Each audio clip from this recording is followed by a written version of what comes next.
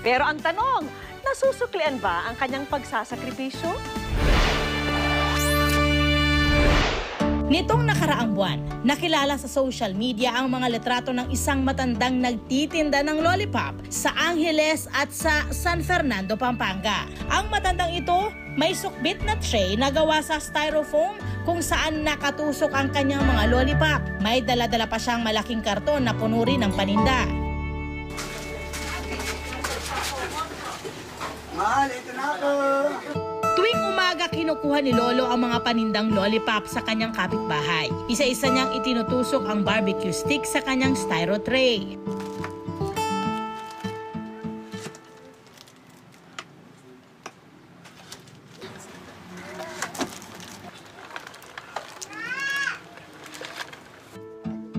Baon ng tubig, payong at iba pang kailangan sa buong araw, aalis na si Lolo Pops. Sandali ang mawawalay sa asawa, pero puno ng pag-asang makabibenta ng marami.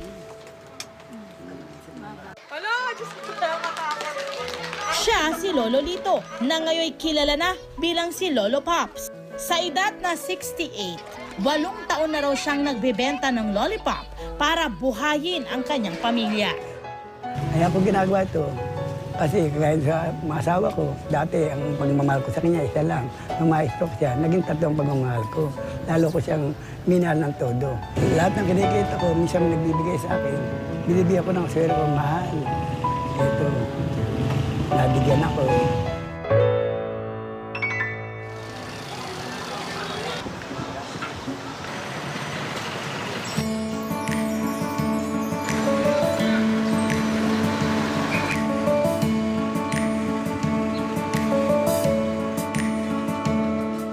Hindi na kaya.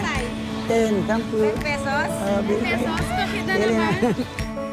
10 piso ang benta ni Lolo Pop sa bawat lollipop. Mas mahal sa karaniwang candy na mabibili sa tindahan. Pero kapag nagsimula na siyang pumwesto sa kalsada, dinudumog na si Lolo ng mga suki. Kahit hindi mo nga raw gusto, mapapabili ka kapag nakita mo na ang ngiti niya. Halimbawa, alokin ko sila, lalakba sila, mamaya mabalik. Lo, hindi naman candy ang binibili ko sa iyo, ngiti mo lang. Ay, nakatawa tuloy ako. Pag lagi ka naka-smile, malakas. Sa isang araw, nakabebenta si Lolo Pops ng 300 lollipops. Ito ang ipinangtutustos niya sa renta ng bahay, para sa pagkain at muling pampuhunan. Lagi iniisip ko, laging malakas. Kasi pag iniisip mong mahina, pati ikaw mandalata. Kailan laging ano ka talaga. Para huwag mo isipin na maya-maya, kahit sabi mong mahina, maya-maya ubos. Pero nangyayari, tsaga-tsaga. Katabutan ako, minsan naabot ako na alas 12 ng gabi. Matapos ang halos buong araw na pagbibenta, nagmamadaling umuwi si Lolo dahil miss na raw niya si Lola Pasing. Ay, mahal! Tapos na ako, mahal. Ako, mahal ko. Nakaubos ka. Oo, nakaubos. Awa. Pero hindi pa sa pagtitinda natatapos ang kanyang mga tungkulin. Dahil pagdating sa bahay, kay Lola Pasing naman siya nakatutok. Ang bait si Lolo. Walang problema kay Lolo. Kahit siya naghihirap sa paghanap buhay, sige pa rin ang hanap buhay niya. Kahit na siya nararamdaman niya ang kanyang katawan ay masama, masakit ang mga katawan niya, sige pa rin ang hanap buhay niya. Dahil nga daw sa akin. Ang simpleng kahilingan ni Lola Pasing, tumagos sa aming puso. Kaya naisipan namin na kapag nagkaroon sila ng dagdag na pagkakakitaan, mas iiksi ang oras ni Lolo sa pagbebenta ng lollipop at mas maagang makakauwi. Kaya isang negosyo na pwedeng gawin sa bahay ang aming handog.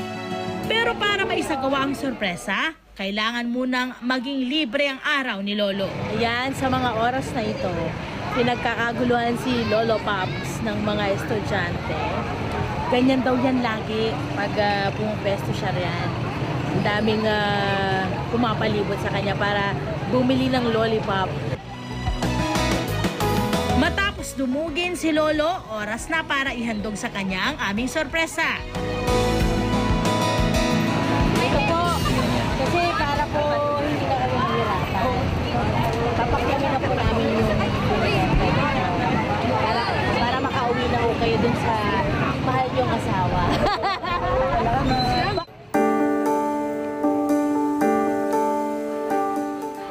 sorpresa rin kami para kay Lola. Okay, dahil nga po punong-puno kayo ng magumahal at nakikita namin na napakasipag po ninyo, tatay, dito. Meron hong kaming ibibigay sa inyo mula po sa good news. May good news kami. Ito po ang aming tulong na ibibigay sa inyo para po sa inyong lahat yan, para sa pag-uumpisa ng bago nyong negosyo. Okay ba sa inyo yun? May tindahan na ako, sabi ni Nanay. Yes, may tindahan ka na. May tindahan na po kayo at hindi na kayo maghihiwalay ni Tatay. Although I'm sure si Tatay, mamumulit pa rin yan at magtitinda pa rin dun sa mga suki niya. Alam ko yan. Pero at least, ngayon, Ang bugasan nun, ang mami ko, ang mahal ko, ay sa bahay lang. Ang bugasan may pagkakalitan. Moy, oo nga, kasi pag wala ka talagang ginagawa, mas nakakahina yun, ano, Nanay. So ngayon meron ka ng pabantayan. Si Tatay doon sa mga eskwelahan, ikaw sa bahay niyo naman. Magkikita na lang kayo sa gabi. Yan! Ayan! Parang nanaginip lang ako. Hindi ko akalain yan yung karami ang bibigay niyo sa amin. Hindi, wala na ako masabi para ako nananaginip. Salamat naman. Pag meron kayo tananim, meron kang anihin. Kung tinanim mo yung kabutihan din ang aanin. Kaya ngayon ko nararamdaman na ang pagtulong sa kapwa ay malaking bagay sa buhay natin. Saludo kami sa iyo, Lolo Paps.